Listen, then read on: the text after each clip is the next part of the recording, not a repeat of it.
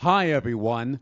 I'm Sam Wilson Jr., and this is the Black Soul Music Experience Podcast, the music podcast on where I interview singers and musicians from genres of black music: gospel, jazz, blues, old school classic soul, old school hip hop, today's hip hop and R&B, Caribbean, Latin, Afrobeat, Afro-Latina, blue-eyed soul, disco, go-go, line dances, and the Lost 45s. So come with me as I take you on to a trip to the destination genre of black music right now on the Black Soul Music Experience Podcast.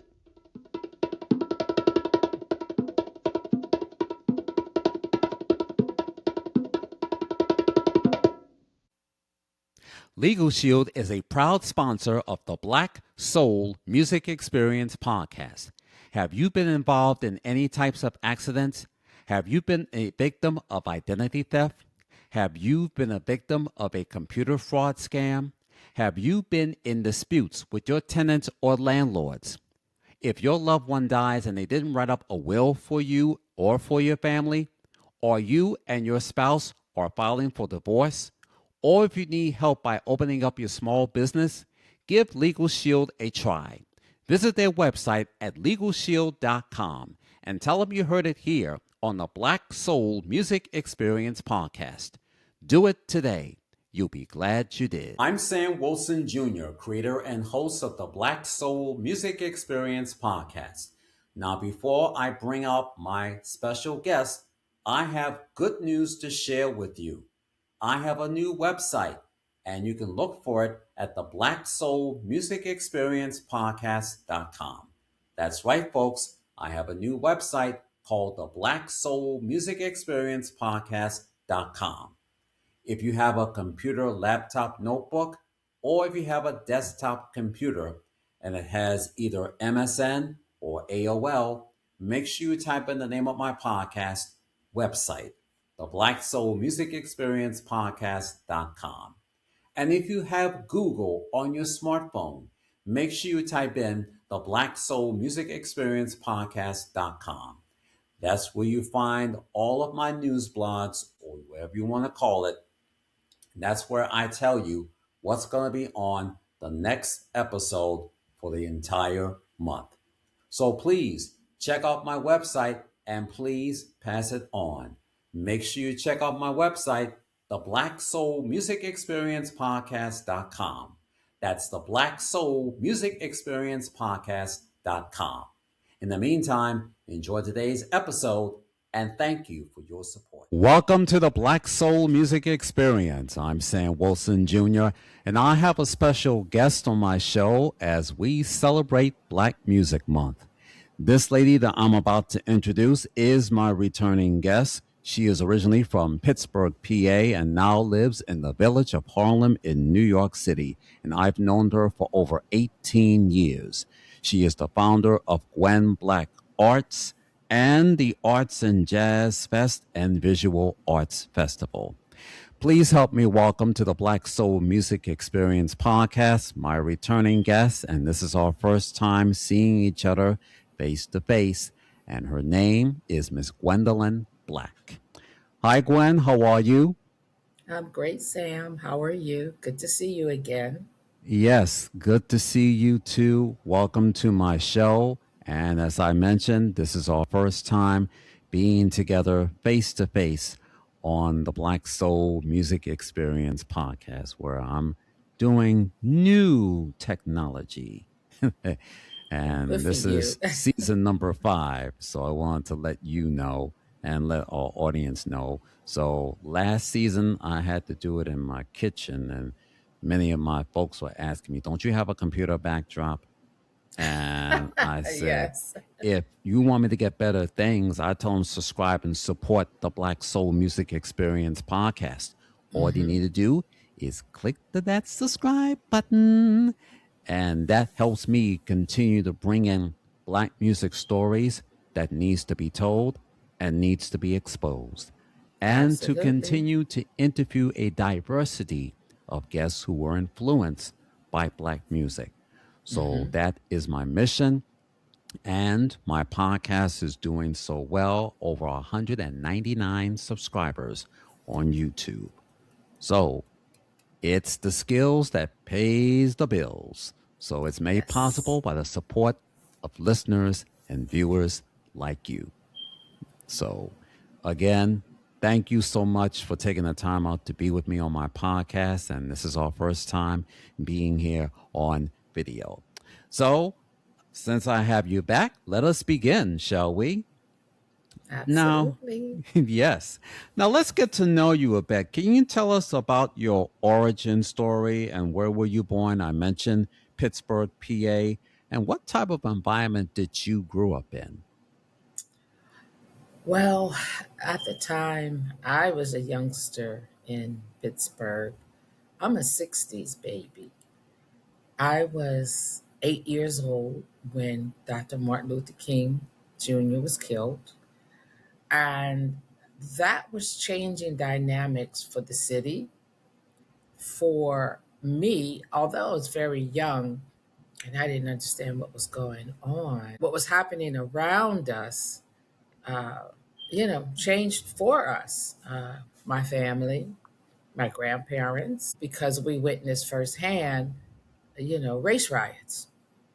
You know, it was happening, and one of my older sisters and I, we sort of got almost caught up in the middle of it, because we were outdoors playing, and brawls, some fighting started happening, so we had to rush from the scene.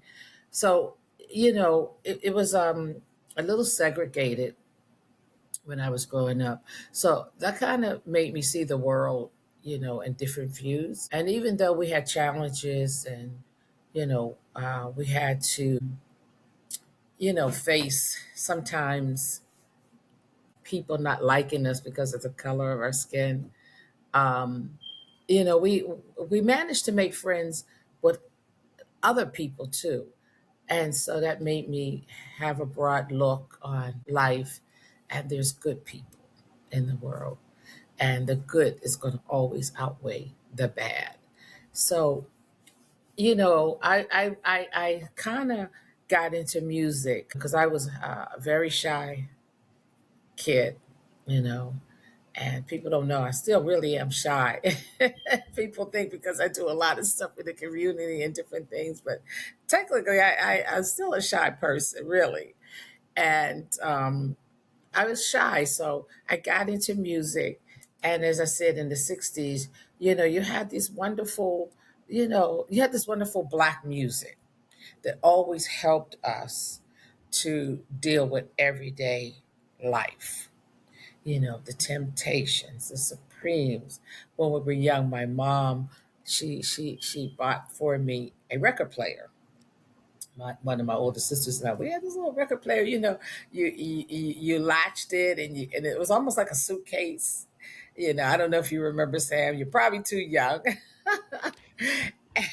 Well, I was around when we had those record players, but for me Right. growing up, I had a Corsonic AM FM radio record player. It was back in Ah, okay. 1970 when I was moved to the Bronx in 1969. I lived on Okay. Harrison Avenue on the west side. That's what I had, that little portable thing that was so light you can just carry with it. Yes. Yeah, you carried it. Hmm. So one Christmas, my mom purchased for us this record player. And I think it was the Supremes. You know what? Honestly, now when I look back, because I must have, as I said, I must have been about maybe 9 around that time. And it could have been Marvin Gaye and Tammy Terrell, um, Ain't No Mountain High Enough. I don't remember, but I think it was the Supremes. So, my mom always introduced us to Black culture. That was important for her, and that's what she passed on to us.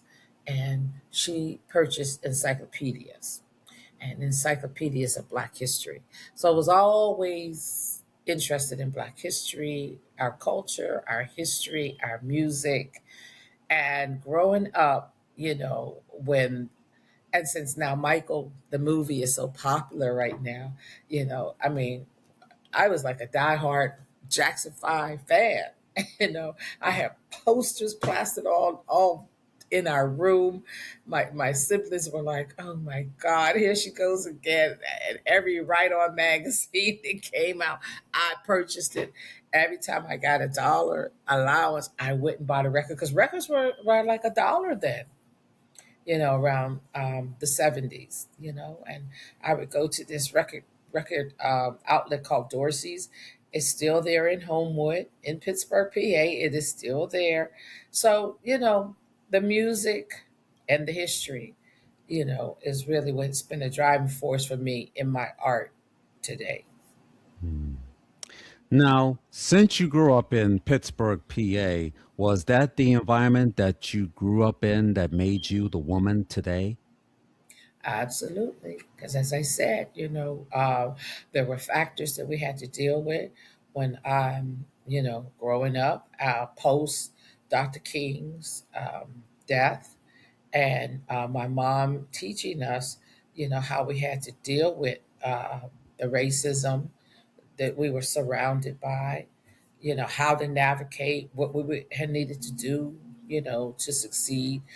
And she was a big advocate of education. And it was a given fact that you were going to go to college. No ifs or buts. We were going to college, and most of my siblings, that's what we did. We went to college. I studied at the Art Institute in Pittsburgh because I first was thinking about being a lawyer, and because I wanted to help people. Then I wanted to be a social worker, and then I said, okay, what how am I going to really help people? And I thought, through art and culture, which was my driving, I guess my drive, my mission, so to speak, was to use my art to uplift the community, you know, drive economic development. And looking back, that's I guess that was always really my heartfelt mission, you know, of what I wanted to do. And then when I graduated from college, my mom said, "Okay, you graduated. Now, what are you going to do?" And I said, "Oh, well, I'm an artist." And she said to me, "An artist?" She says, "You better get a job." So when I think back, it's funny, but I thank God for my mom. She said, get a job. She said, you can do your art and you can do that on the side, but make sure you have some income coming in. And that's been the mission of our festival. We have been providing jobs for musicians, for artists.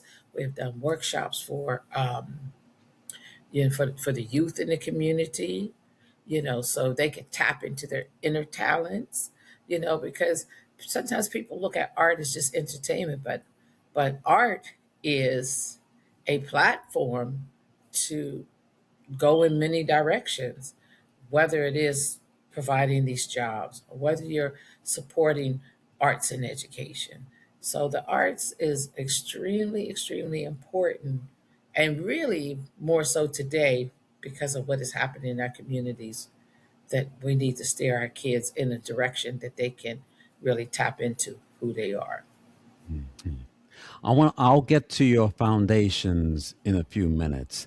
But what Mhm. was the name of the college that you went to and what was your major in college? You mentioned being a lawyer, but any other majors that you had concentrated on?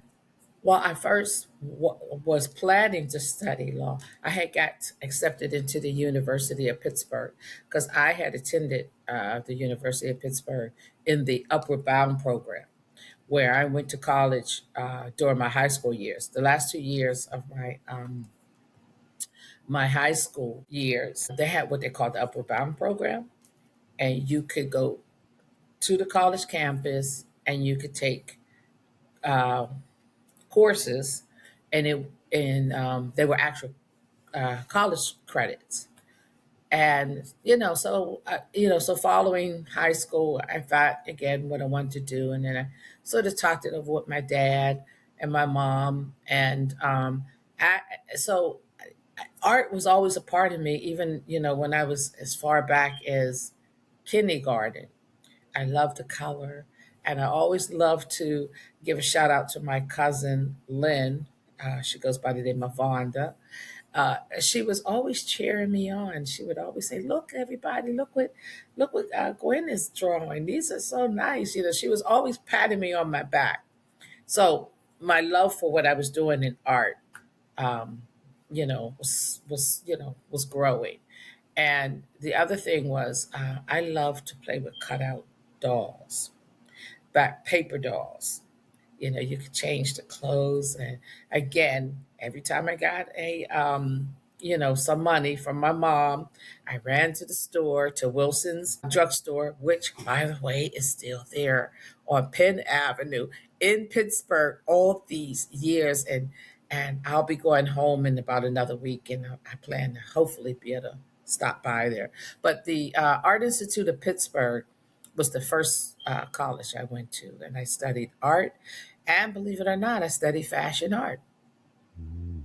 So Now, going back, to when I uh-huh, was a kid, that fashion, that uh-huh, intro to fashion. Yeah. right. Now, before you went to college, what was the name of the high school that you went to? I went to David B. Oliver High School, which is located on the north side in Pittsburgh, Pennsylvania. Mhm. Now, what made you move from Pittsburgh, PA to the village of Harlem in the NYC? Well, I didn't first live in Harlem. My relatives lived in Harlem. They had moved to Harlem after the war. So my dad, connected me with my relatives. But I came to New York initially to attend the Fashion Institute of Technology. My best friend when I was in high school at David B. Oliver High School, her name was Karen Russ. And Karen and I were dreaming we wanted to be fashion designers, you know, but I didn't get accepted into FIT. And she was still trying to decide what college she wanted to go to. So she had an appointment to go visit the Art Institute in Pittsburgh, and I went with her. And it was there I discovered what fashion illustration was. And fashion illustration is when you draw the clothes, you draw the models. So again, when I was in that kindergarten, flashback, that kind of was like, what I love to do, playing with the paper dolls. So she ended up going to Rhode Island College, and I ended up going to the Art Institute of Pittsburgh. And then graduating from there, I had to wait a year, and I was finally accepted into the Fashion Institute of Technology, which everybody knows as FIT here in New York. And I went to FIT, and I studied art and fashion art, and I graduated in 1984. Okay. Now, please share with our audience about your foundation that you founded, Gwen Black Arts. How many years was your foundation was in existence?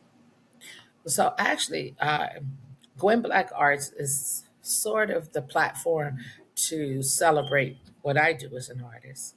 And in 1999, or maybe a little before 1999, I started with a dear friend of mine. Her name was Fanny Hatter. She has passed away. We started Incorporation of Artists on the Move, and the acronym is I AM. So that is the nonprofit group that I helped to co-found. So that helped me jumpstart all of the programs because I was able to get grants, city support. I shout out to our beloved Bill Perkins. He was our councilman, and then he went on to become assembly and then state senator. He was the first politician in Harlem to give me a grant, and he gave me the grant the entire time he was in office. And then when Honorable Inez Dickens took over as city council, that she continued that grant. But I am Incorporation of Artists on the Move is the um, foundation organization that I co-founded. And then I kind of put it on hiatus because I wanted to focus on my art and also developing the festival, which is now in its 27th year. Now, let's talk about your foundation, the Arts and Jazz Fest and Visual Arts. And Hmm. how many years was that in existence? Well, this marks the 27th year for Arts and Jazz Fest in New York City. And part of it, I started off as visual expressions on jazz, and then sort of morphed into visual arts and jazz fest. And just to bring everything under one umbrella, I call it Arts and Jazz Fest New York City. So under that festival, we have the outdoor concert series called Jazz by the Water. That's in the seventh year this year. Arts and Jazz Fest is 27 years. So under Arts and Jazz Fest New York City, I could bring everything to the forefront: the art exhibits, the community programming, our holiday event that we do to celebrate, for the community. So, it just entails just everything, special programming, and importantly, the outdoor jazz concert series. Speaking of outdoor concerts, and I know you had approached me to do one for 2023, but it rained. So I said, oh Yeah. man, there goes my fun. I was thinking to Oh, myself, is Gwen supposed to get in touch with me so I can make up? we will. We will. Don't worry. Yeah. And for the outdoor concerts, I know it's very hard to do depending on the inclement weather. So I know it took a huge toll on that. Did you have any setbacks or anything, or say like when we get like a rain date, or keeping in touch with some of the guests that you had scheduled to perform on those outdoor concerts? Yeah, because what we did was actually, I think we got rained out twice.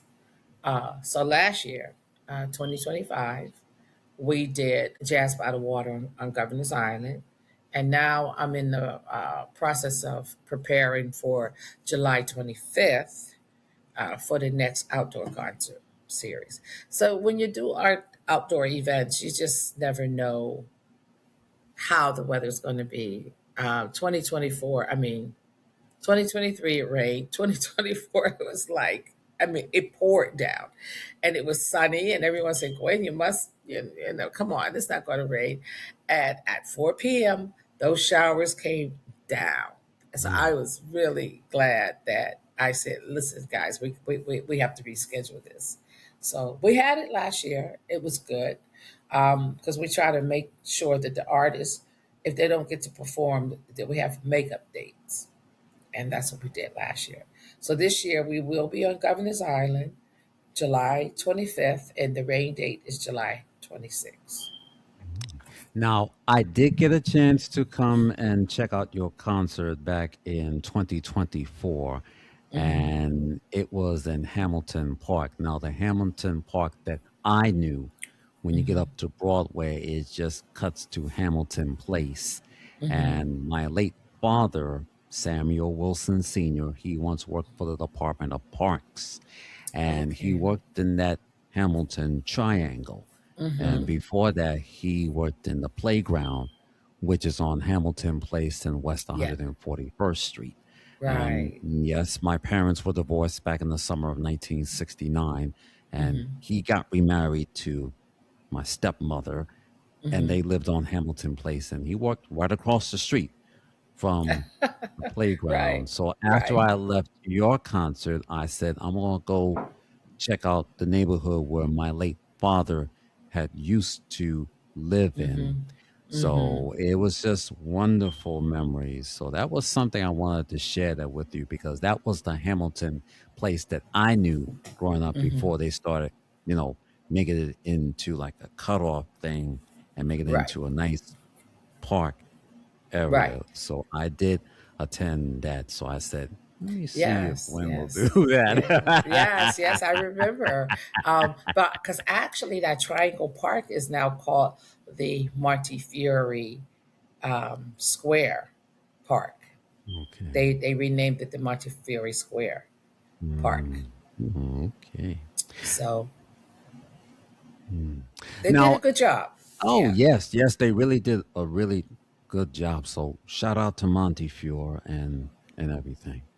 Mm-hmm. Now, as I mentioned, I look at everyone's Facebook. I see a picture of my cousin Ty Collins, Mm-hmm. representing the Middleton family, and Mm-hmm. unfortunately, he passed away back in March. And I was at the Mm-hmm. Black Middleton family reunion back in 2025. And Mm-hmm. originally, I wasn't going to go because I got Mm-hmm. laid off from CBS, and Mm. then I've gotten some money from the Department of Labor. So I told my cousins that I will be coming, but you're gonna have to subscribe and support my show. Right. And that's how it was part of the Viacom CBS People Development Program. So that's how you Mm-hmm. have to be self-employed. Now, as I mentioned, Yeah. I look at everyone's Facebook. I say, like, do you know my cousin Ty? So I have to ask you that question. Have you got a chance to meet him face to face or just I passing through? don't think so. Just passing through. Because a lot of times, friends of friends will friend you, and you may not know them directly, but you get to know them on, through Facebook. Hmm. So it sounds like, because aren't you and I friends on Facebook? Hmm. Right. So that's a possibility through you that we became friends. Yeah, because I've met a few people in the street and they said, "Oh, we're friends on Facebook." I said, "Okay, that's great." Because you don't know everybody, Yes, that but you get is. to know them. Yes, that is true. And every time I look at some of our former CBS coworkers, they're like, they know my cousins? And I have Mm. to ask them, do you know my cousins? I said, oh boy. And I gotta get nice to them because they know my cousins Oh and some of my no! church members. So I gotta say, oh boy. And Oh, well, everything. don't make it sound painful, Sam. Yeah. Yeah. It's a good thing. Yes, I try not to, but as I try to be more compassionate and everything. So, Mm-hmm. Mm-hmm. it's just like you said, you got to have compassion for those who may see your time and talent. Mm-hmm. And same thing with me. I'm Mm-hmm. doing my time and talent. And when people say that I have a wonderful voice, and I say thank you Mm-hmm. for the compliment, and if Yes. you check out my podcast and yes, I do my DJ gigs. I do some gigs here and there. Yes. So when my ad was online on paper and Mm-hmm. now it's online, it kind of threw the seniors Mm. off because everyone's not computer savvy Right. and Right. with YouTube and everything Right. else. But we Right. are in these changing times and we're gonna get used to it. We're gonna get through this. So, Absolutely, absolutely. And it's all about networking hmm, and people recommending, you know, you or sorry, or whoever, and I'm a big advocate of that. I believe in networking and sharing information. And if I know someone provides a service, I would say, hey, go check out this person, et cetera, et cetera, et cetera. So, like you said, we're going to get through it. hmm, We definitely are going to get through it. We just have to now be more savvy on how we have to promote ourselves. right. You know, Now, growing up, who were some of your favorite female jazz musicians known for their fashionable appearances? well, I'll be honest. When I was growing up and I was in Pittsburgh, I was not interested in jazz. I wanted to listen to R&B. And my cousin was always trying to pull us to the jazz clubs. And I said, no, we don't want to go to no jazz club. That's for old people. And so when I got older, that's my music that I've learned to appreciate.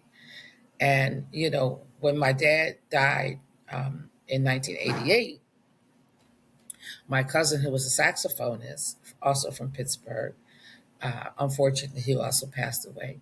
So when in 1988, he was like, "Come on, Gwen, sort of like that, relative bond. I'm going to introduce you to the music because my dad was an aspiring musician, and I actually recently met someone he was in a band with, and the person is trying to find pictures to give to us. But in 1988 is when really I started really, really appreciating jazz. But it's very interesting too. Looking back when I was a student at FIT, I created my first work of art that combined fashion and jazz, not knowing that this was the course that I was going to take. You know, um, it was an interesting look the model had on, and it made me think of instruments because she had on a scarf. It made me think of you know, um, piano keys. And then I drew in, all of these instruments on the back of the clothes because, that's what we as illustrators, fashion illustrators, you had to kind of create a story around the clothes and the model, that you would sketch for the designers. So that kind of started me really seeking out jazz and learning about it. My cousin was taking me to the Blue Note, and he was playing at different clubs. And a lot of the friends that I met, back in 1988, Justin Robinson and Lafayette Harris and the Harper brothers, which is Bernard Harper, Philip Harper, and Rodney Kendricks, and now recently his wife, who's Rhonda Ross, who is the daughter of Diana Ross. So all of these people I met back then, and they're all doing great, you know. And again, I had no idea that that was the path that I would be taking, was to be a producer and present programming, and develop workshops and all of that. And I sort of kind of put my art on hold, but I still do get opportunities to create a new piece of art and show it. But I love what I do because I believe in institutions in our community. You have to have where people could come and they can feel special and they can feel, how they can look into their own talents, and be, moved by the music and the art. It's very important. It's very important for us to support. Mhm. Speaking of jazz, I listen to all genres of black Mm-hmm. music. Mm-hmm. And when I mentioned female jazz musicians, I would see on the album cover. Mm-hmm. And when I think of singers like Gloria Lynn Mm-hmm. and Dakota Staton, Staten. Yeah. yes, and of course Billie Holiday, she's known Yes. for her flower trademark, Right. Mm-hmm. and and all of that. You mentioned Diana Ross and the Supremes are known for their fashionable things. Every album cover that I Yes. see, and we don't want to leave out some of the others, including Patti LaBelle and Sarah Dash and Nona Hendricks, Mm-hmm. known as LaBelle. They're known for their outrageous space outfit Yes. wardrobe. Yes. And Yes. when I saw them on Soul Train and their music video, and I got a chance to see all of their wardrobe at the Smithsonian's African Mm. American History Museum, I was like, so that's what they were wearing, spaced out outfits. I was like, oh, really? Yeah, it was interesting because I saw them when Hmm. they were LaBelle. We saw Right. them live because Hmm. all of the concerts used to come to Pittsburgh. So we saw all of those artists. Hmm. And I remember LaBelle and Patti LaBelle and the Jackson Five and James Brown. All of those musical acts. And that's why I said, growing up, I was into R&B, you Hmm. know, and you know, as the years have been, passing by, I've gotten more and more and more into jazz. And when you talk about women in jazz, the history of women in jazz, it is very, very, very important that people understand that women helped to shape jazz music. And you had women like Mary Lou Williams, who was also from Pittsburgh. They called her the first lady of jazz, and she was playing jazz when it was the swing era, and she wrote compositions for some of the top musicians of her time: Duke Ellington, Tommy Dorsey, all of these great men. She was writing for, and if you're into jazz, you know about Mary Lou Williams. But outside of jazz, we still have to make sure that the public understands who she is and what she contributed to the direction of jazz. Because in those earlier days, they all came to her apartment on Hamilton Terrace, and she would show them different things of how to change this and how to do this. And you had Thelonious Monk, you had Charlie Parker, you had Dizzy Gillespie, you had all of these. I think it's Ted Cameron, and Bud Powell. They used to all come to her apartment, and that was the start of bebop, and she was there, helping to shape those elements. And then, of course, the singers, Billie Holiday, but you got to know who the instrumentalists are too, because the, like Cab Calloway's sister, Blanche Calloway, she was a promoter, and I think she helped Calloway develop his style. There's more, like Vi Red, who was a saxophonist. So yeah, the women were playing, and they could play hard, like Valeda Snow, who was a trumpet player, and they used to call her Little Louie because she could swing as hard as Louis Armstrong. She could play as hard as Louis Armstrong. But then when the war came, Second World War, she was in Europe and she became incarcerated, and was uh, what is the name I'm trying to think of? They put her in jail because they said she was a spy. So when she came back to the U.S., her career was not the same as before she left. But some of these people, ladies that I'm mentioning, you have to look them up. You have to read about them. Especially Mary Lou Williams. I know you mentioned Dakota Staten, but her brother, um, Fred Staten. Fred Staten. He died when he was about 102, several years ago. So they were from Pittsburgh as well. So there was quite a few musicians that were from Pittsburgh, like Billy Strayhorn and George Benson, Mhm. and the list goes on and on and on. So it's important to know this history. Yes. Now, did you once time worked at CBS Records? And if so, how I many did. years have you worked at CBS Records before you went on your own? Well, I was a temp, and I worked at Black Rock. I think that's where we first met, correct? At Yes. Black Rock, Hmm. 53rd. Yeah. Yes. I was working in the black music department with Sandra Trim DaCosta.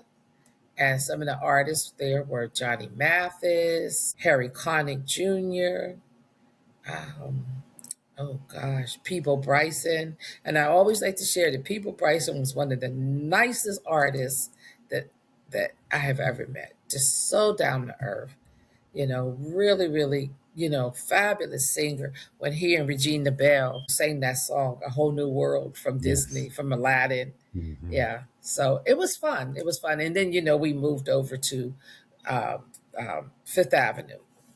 What was that? I Atlanta, believe it was Madison Avenue, and Madison. that Yes. used to be the AT&T building. Right. I couldn't think of the name. Yes. AT&T building. Yeah. Yeah. But we were at Black Rock. It was fun. It was fun. Okay. Yeah.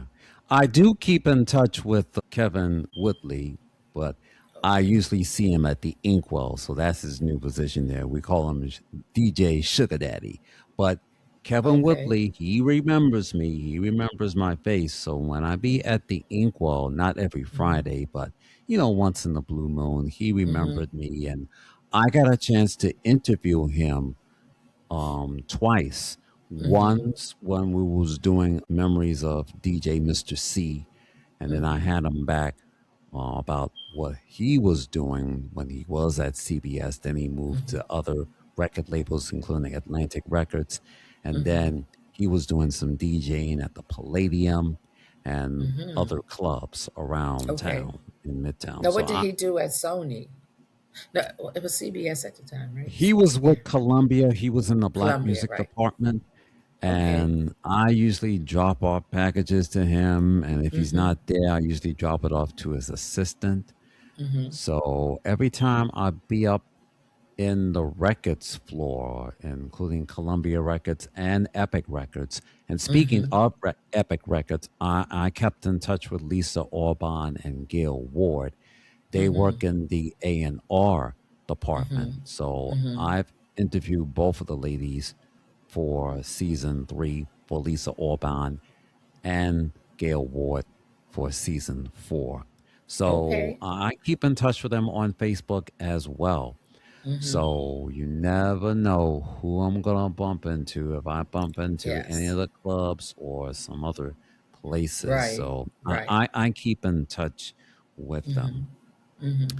Well, speaking of Epic, I'll just say real quickly. I recently met T.C. Thompson. Did you Uh-huh. ever meet him? He was at Epic, Uh-huh. and I have to share that his book, When Radio Was King, is a must read. I mean, it just brought back memories when I was at Sony. Oh my gosh. 91, I think we were over on Madison, right? Was it I think it was 91? 92. 92. Yeah. Okay. Because Because I George remember it Butler, well. And yeah. November 1992, that's when I saw all those big moving boxes. I said, Uh-huh. oh, so records was moving out. So I remember it well. Yes, yes, yes.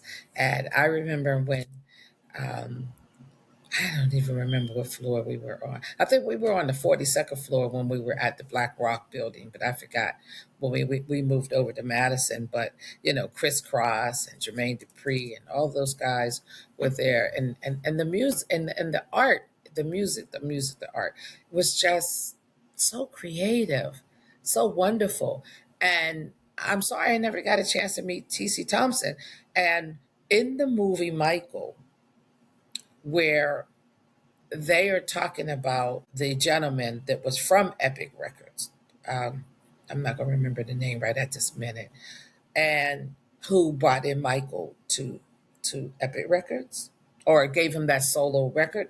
But T.C. Thompson was the one who did the marketing to Mm. really help bring um, that album Thriller Mhm. to the heights that it reached.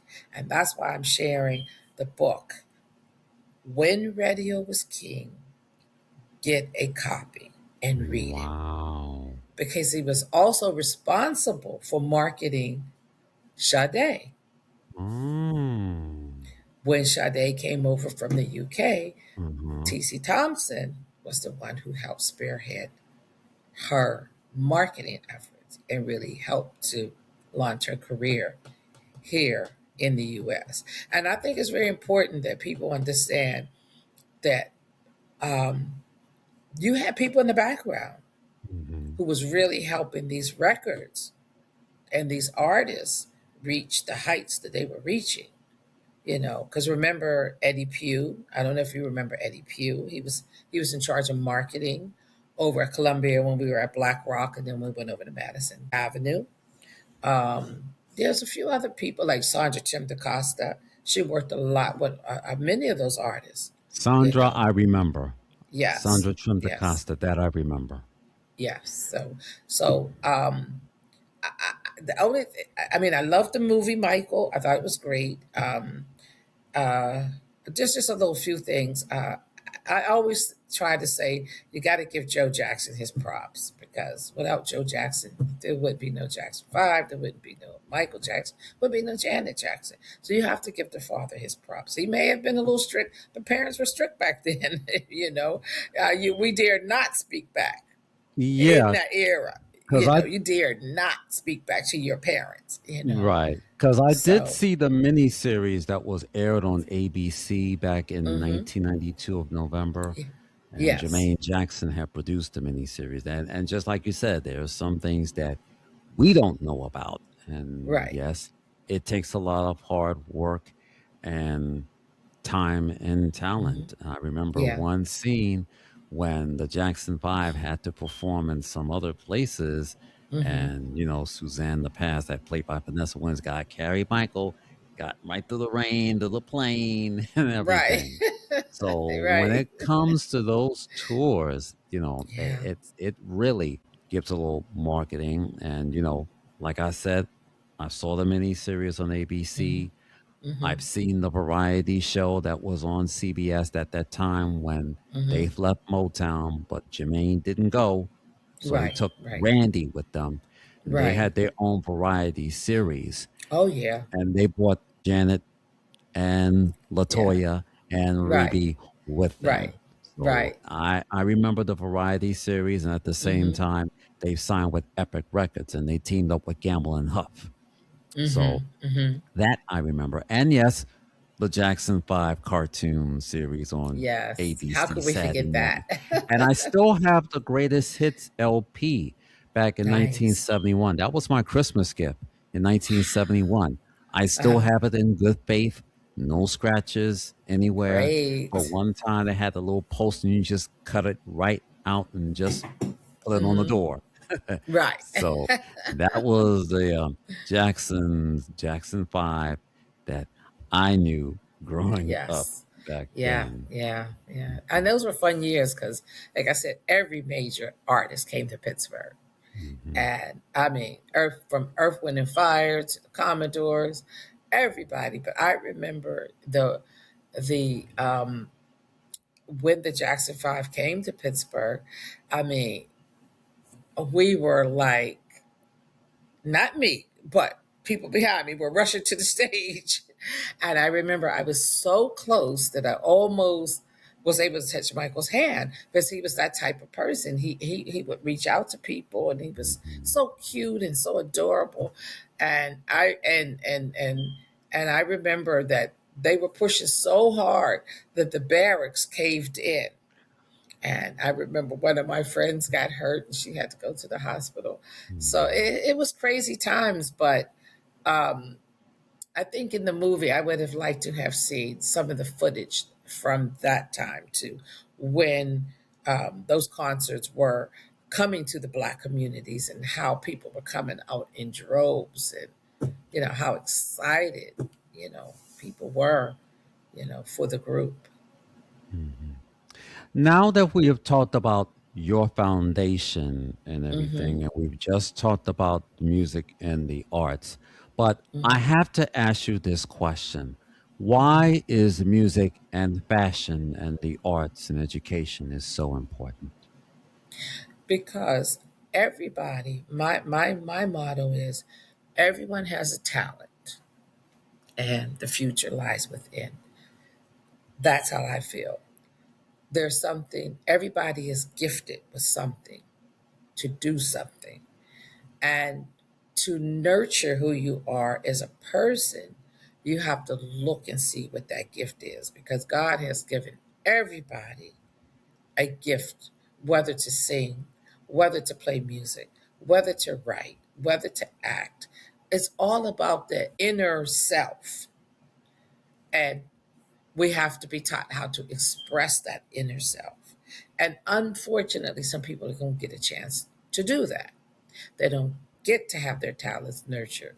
So I think it's important that people support programming, send their kids very early to whether artistic platform that they can be able to go to, you know, after school programs. A lot of people put emphasis on sports, and sports is nice, but you have to also look at that there are other means of expression, and we have to be able to help our kids tap into what that is. And again, that goes back to the Jackson, how the father started very young, playing music and singing, harmonizing, the mother and dad harmonizing. You have to start very early. When I was young, I tapped into my drawing abilities, my coloring abilities, um, and subconsciously, that's where my path went. That's the journey that I ended up taking, and it was nurturing my art, but also nurturing other people's arts, and trying to make art and music accessible, so that people could, feel that inner inspiration, you know, because we could go to a concert and we could love the music and we don't even have to understand what's being said, but something about the music will move us. If we Right. look at a painting, something's going to inspire us. Look at Van Gogh, and sometimes it kind of saddens me because now the art world is making so much money from Van Gogh. And how many paintings did he sell when he was alive? Maybe Mhm. three, maybe. Mhm. So, but you still feel what he did in the 1800s, you still feel it today, Right. you know, that Mhm. painting, very, very, very uplifting, you know. Yes. Now, here's a question that I've asked my guest, and since I have you, living or dead, which jazz artist you wish you wanted to meet and to perform at your jazz festival? I would have to say it has to be Miles Davis. There is just something about Miles Davis and the way he blew that horn. My God. I mean, the sound, you could just hear it. I mean, he could play, and you're like, oh my God, Miles Davis. Mm. Male wise. And then female wise, I would have to say, I would have loved to have met Mary Lou Williams, but I never got a chance to. She died in 1981. Mhm. And yeah, she was another phenomenal. Okay. Now, here on the Black Soul Music Experience, I always ask my guests who are the top 10 R&B black artists of all time. But since I have you, Gwen, we're going to be doing the Black Soul Music Experience top 10 jazz artists of all time in their fashionable appearance. Now, here's how it works. We do it like a top 10 countdown, like the show America's Top 10, hosted by the Mm-hmm. late Casey Kasem. We will start at the bottom five, who was the best jazz artists had had the best fashion, whether it's the Oh, clothing or gosh. the suit or any other things. And then there are some artists that may do the unthinkable.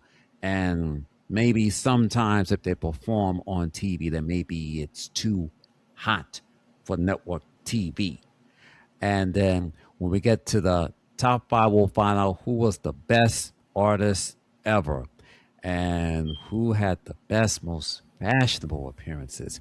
If they performed on American Bandstand or Soul Train or The Midnight Special or NBC's Saturday Night Live or Solid Gold, or if we see them in the music video, whether it's on BET or MTV or VH1 or some other local music video station across the country, Mm-hmm. did they performed on the PBS show called Soul back in the Mm. early 70s? Or did they Mm-hmm. had their special, whether it was aired on CBS or NBC or ABC, or did they had their special on PBS, whether it's great performances, or they just had their special aired during Pledge Month? Or did they had that live concert special aired on HBO or Showtime?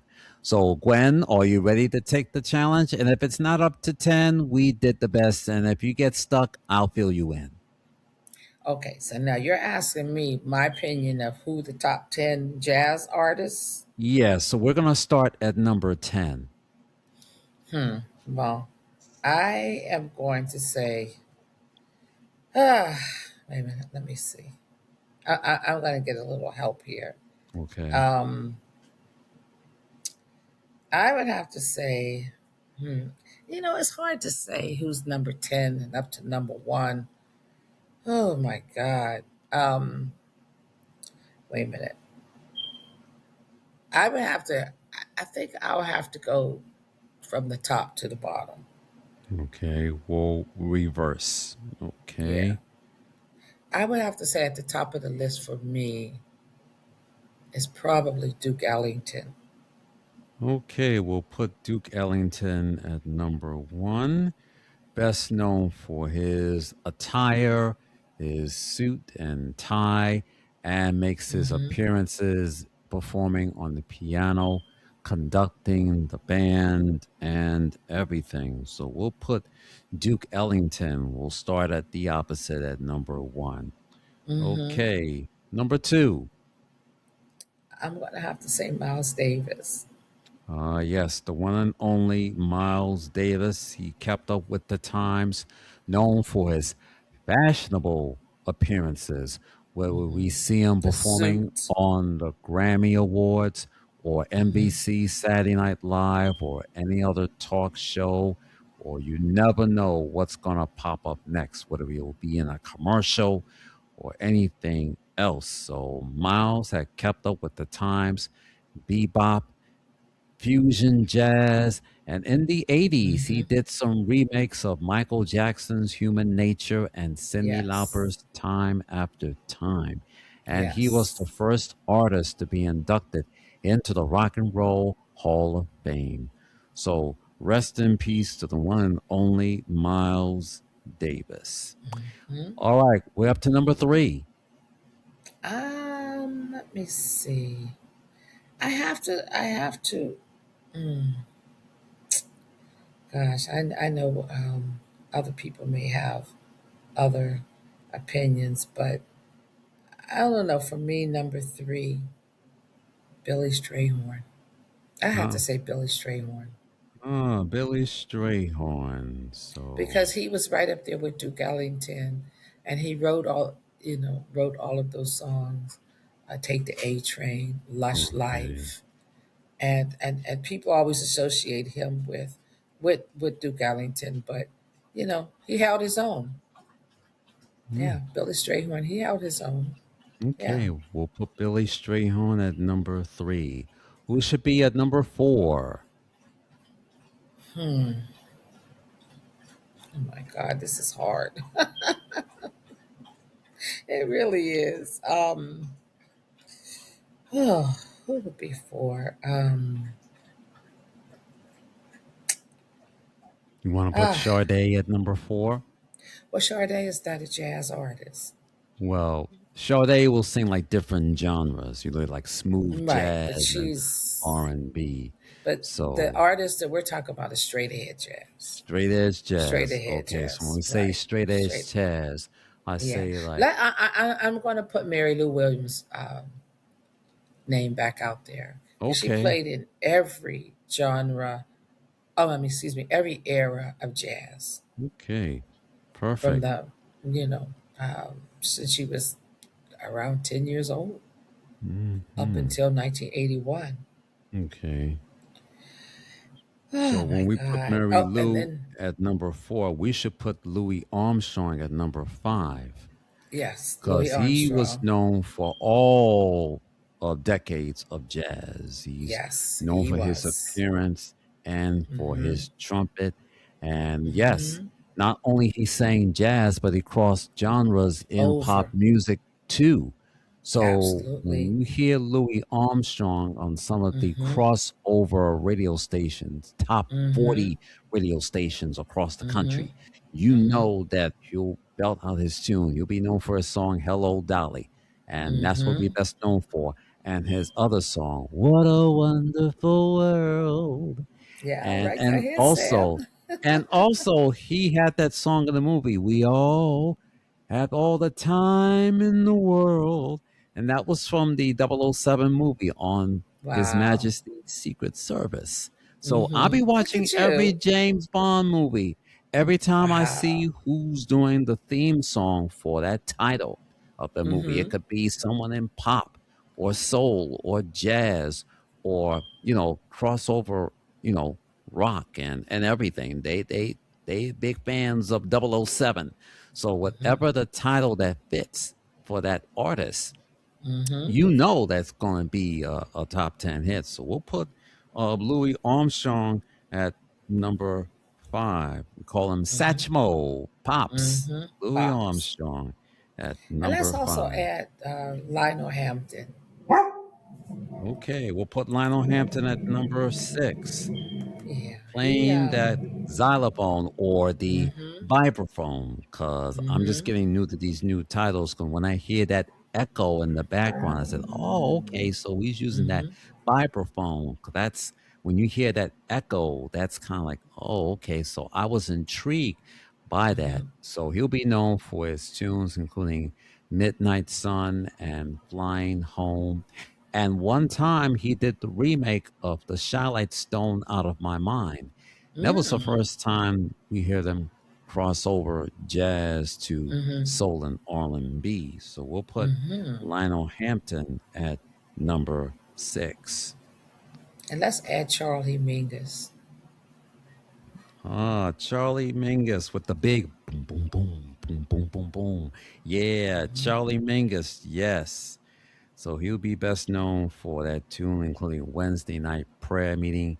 I was playing that song, boom, boom, boom, boom, boom, boom, boom, boom, boom. Yep, I can hear that bass in the background. So we'll Mm-hmm. put Charlie Mingus at number 7.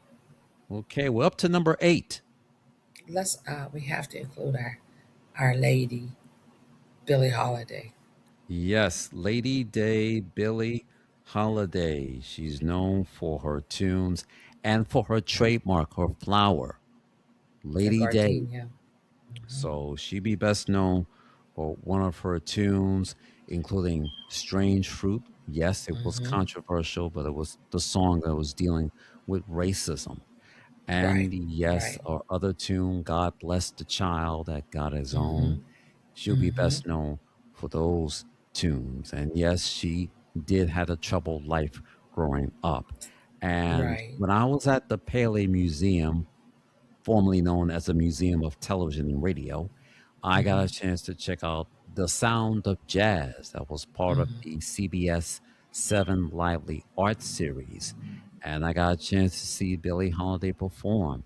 And Mm-hmm. you can see her face. She went Mm-hmm. through all of that, the Yeah. drugs, the alcohol, the depression, Mm-hmm. everything. So she brought that pain and putting it into a song. So Mm-hmm. rest in peace to Lady Holiday. Miss Billie Holiday will put her at number 8. We're up to And number 9. we have to definitely include some of the big bands like Count Basie. Ah, yes, Count Basie. Now, I never knew who Count Basie was until I Mm-hmm. saw him in the Taylor Champagne commercial. I believe Mm. it was back in 1976 or 1977. And yes, he appeared in the 1974 movie Blazing Saddles, which starred the late Cleavon Little and the late Gene Mm-hmm. Wilder and Mm-hmm. the late Mm-hmm. Harvey Korman and Madeline Kahn. And Mm-hmm. yes, Mel Brooks, who wrote and directed the movie. So that was the Count Basie that I knew. And he best Mm-hmm. known for that song April in Paris. Mm. So I have the Verb Jazz Masters CD, and Mm-hmm. I was playing that tune, April in Paris. So I said, okay, now that was the Count Basie that I know, not Mm-hmm. only from the movie Blazing Saddles, from that Taylor Champagne commercial. And I got a chance to see him perform on the 30th annual Grammy Awards, which was aired on CBS back in February of Mm-hmm. 1978. So I got a chance to Wow. see him Mm-hmm. perform. So Right. rest in peace to Count Basie at number 9. Okay, number 10. Who is it? Thelonious Monk. Ah, Monk. Thelonious Monk, the one and only Thelonious Monk. Mm-hmm. Known for his piano playing, for his style. He be wearing that hat Hat. thing. Yes. Mm-hmm. So he's Mm-hmm. known for that style and his fashionable appearance. So rest in peace Yeah. to Thelonious Monk, and we'll put him at number 10. So there we have our top 10 jazz artists of all time. And So, there's more, a lot more. But yes. Yes. Now we talked about everything. Before we wrap things up, we've talked about everything, your foundation, and what does it does for. What would you like to be remembered as? An advocate, an advocate for the arts,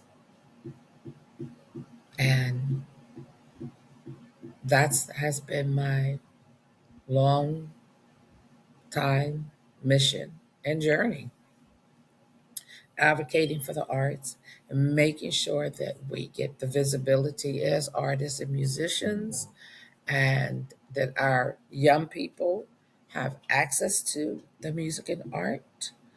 And through my festival, I know you say foundation.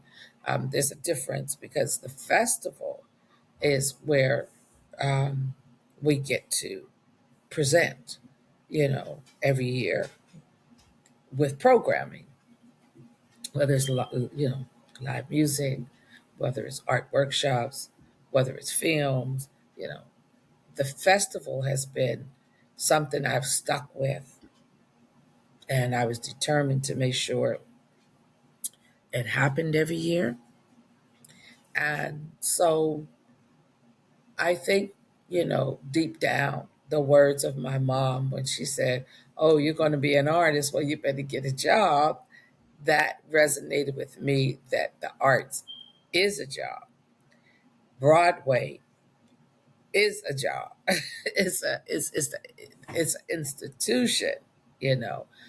Our festivals are institutions. Our museums are institutions.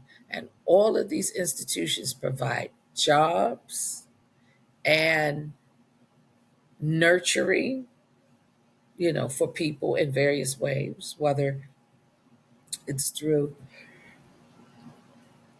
I'm so sorry for yawning, whether it's through you're hearing the music, the concerts, or whether you're able to come and see the paintings of the artists. It sparks um, it sparks something in all of us differently. As we as artists, we look for what we see as an artist, and then people who are not as artists, they're going to look at the art in the way they see it. That how does it intertwine with their lives? What do they see as part of their life, their community, their neighborhood, and the world? That's why I always say, for me as an artist, I create art that's going to celebrate who I am as a woman, as an African American, and also I'm going to celebrate the beauty of the world around us. And that's like every different cultures, that you get to know about and you get to see through the arts, you know, and and the films, the movies, all of it's very important to help shape the world and shape minds, to hopefully make the world better. You know, I think some of the movies are a little too violent today, and we need to be a little more careful because that also affects people. Hmm. You know, and showing too many guns. you Hmm. know, it affects people. Right. You know, Well, I couldn't agree with you more. Gwendolyn, thank you so much for being here on the Black Soul Music Experience podcast. It's been a pleasure talking with you and having you back on my show, and the first time seeing each other face to mhm. face in In the a long video. time. Yes. Yes, Thank you yes. so much. No, thank you, Sam. And I will definitely subscribe to your podcast. And I think you're doing a great job. Keep it up.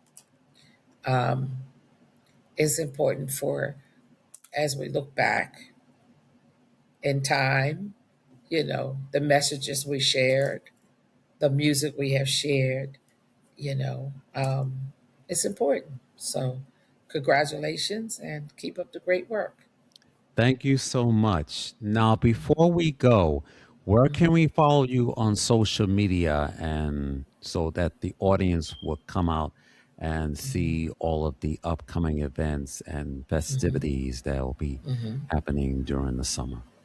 Yeah, I think the best thing is to go to the website, which is Arts and Jazz Fest, New York.com. I apologize. Again, I'll repeat it.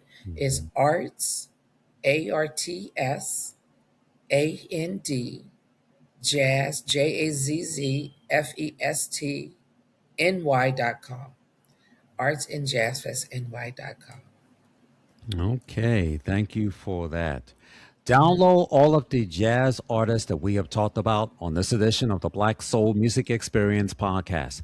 Visit iTunes.com, Spotify.com, or purchase a CD at Amazon.com. And make sure you check out my friend Gwendolyn Black. Make sure you follow her at Arts and Jazz Fest NY.com and check out all of the festivities that is coming up this summer.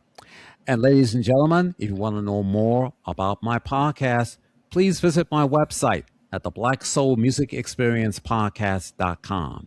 And if you want to check out this episode, please subscribe to the Black Soul Music Experience Podcast. Look for me on these 5 platforms. I'm on Apple Podcasts, Spotify, Amazon Music, iHeartRadio, and Pocket Cast. And the link is riverside.fm/studio/Samuel-Wilson Jr.'s. Don't forget to add the S to the end dash studio. And I will be posting this episode on Facebook, LinkedIn, and Twitter. And if you have a hard time getting on to riverside.fm, then please become a member and subscribe to patreon.com/the Black Soul Music Experience Podcast 6, the number 6. Make sure you put in your email address and your password and check out all of the Patreon shows done by different creators. And make sure you go to the search box and type in the Black Soul Music Experience Podcast 6. Make sure you check out all of my audio and video podcast episodes and video podcast clips that you may have missed.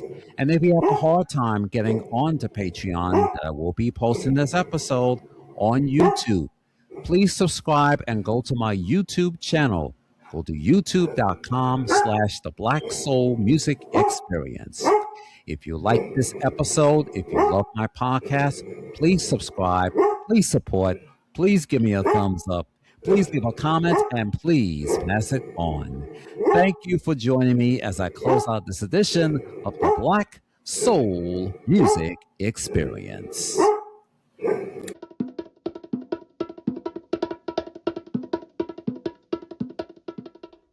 Well, that's about it for this edition of the Black Soul Music Experience podcast.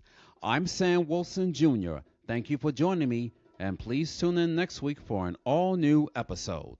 The Black Soul Music Experience podcast is sponsored by the support of listeners and viewers like you. If you enjoyed this podcast, please subscribe to the Black Soul Music Experience podcast.